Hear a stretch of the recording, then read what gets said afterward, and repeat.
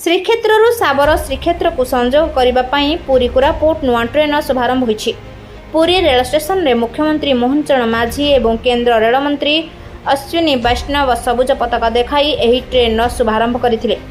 सेहीपरि Dhenkanal rail station रे आयोजित कार्यक्रम में खाद्य जोगाण खाउटी कल्याण और विज्ञान प्रजुक्ति मंत्री कृष्णचंद्र पात्र जोगदे ट्रेन को सबुज पताका देखाइबा स्वागत करथिले। पुरी रे आयोजित कार्यक्रम में मुख्यमंत्री कहिथिले, प्रधानमंत्री नरेंद्र मोदी नेतृत्व में देश में परिवर्तन जुग चली। सड़क रेल और विमान सेवा सह समस्त क्षेत्र में विकास होछि। सप्ताह को 3 दिन चलाचल करने ट्रेन पूर्व पश्चिम और दक्षिण ओडिशा को संजोग कर यात्री बहुत सुविधा सृष्टि करिबो। केंद्र रेल मंत्री अश्विनी वैष्णव कहते, उपकूल पश्चिम और दक्षिण ओडिशा को संजोग करने ट्रेन दीर्घ दिन दाबी थिला।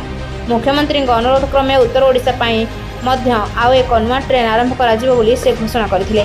ढेंकानाल स्टेशन रे मंत्री कृष्णचंद्र पात्र कहथिले जे पुरी कोरापुट ट्रेन ढेंकानालवासी एक बड़ उपहार। यह यातायात क्षेत्र में एक नुआ माइल खुंट सब्यस्त हेब। आगामी दिन में ढेंकानाल रेल सेवार आहरी विकास हो बोली से आशा प्रकाश करथिले। एथिसह से ढेंकानाल पुरी को एक स्वतंत्र ट्रेन चलाचल केंद्र रेल मंत्री को अनुरोध पत्र देथिबा कथा सूचना देथिले। मंत्री आहरी कहथिले जे प्रधानमंत्री और मुख्यमंत्री नेतृत्व में ढेंकानाल रे विकास धारा जारी रही। जिले में प्रस्तावित मेडिकल कॉलेज 32.47 एकर जमी चिन्हट हो सारी एवं खूब शीघ्र निर्माण कार्य आरंभ हो।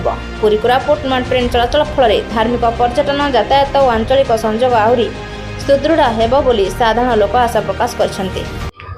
तो मु कहबी ओडिशा पाई बहुत गोटे खुशीर दिन, विशेषकर ढेंकानालवासी लोकों बहुत गोटे खुशी खबर जे पुरी पूरा कोरापुट कौटी रही बाटे जीव ट्रेन प्राय गोटे दीर्घ लंबा जर्नी लोक मैंने जीवाई ये पटे ट्रेन पाऊन 2-3टा ट्रेन बदल जाऊे।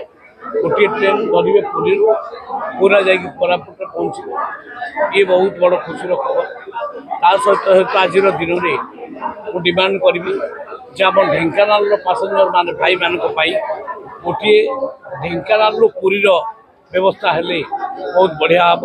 से मु रिक्वेस्टिंग लेटर ऑलरेडी आदरणीय रेलवे मिनिस्टर अश्विनी वैष्णव जी को देती भावुँ से निश्चय से ग्रहण करेंगे।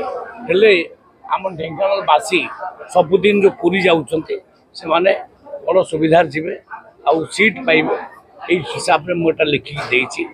आउ ढेंकानाल विशेषकर म्यूनिसिपालिटी ढेंकानाल जिला खुशी खबर हो।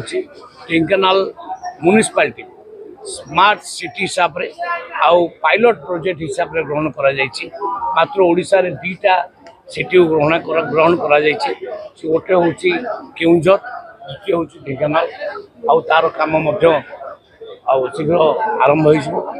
सबुठ बड़ कथा मेडिकल कॉलेज माननीय मुख्यमंत्री आमको 32.47 एकर जगह हस्तांतर कर बहुत शीघ्र तार शिलान्यास काम करवा एवं काम आरंभ हो। ढेंकानाल मालविका बेहरा रिपोर्ट, रूपाथारिया न्यूज।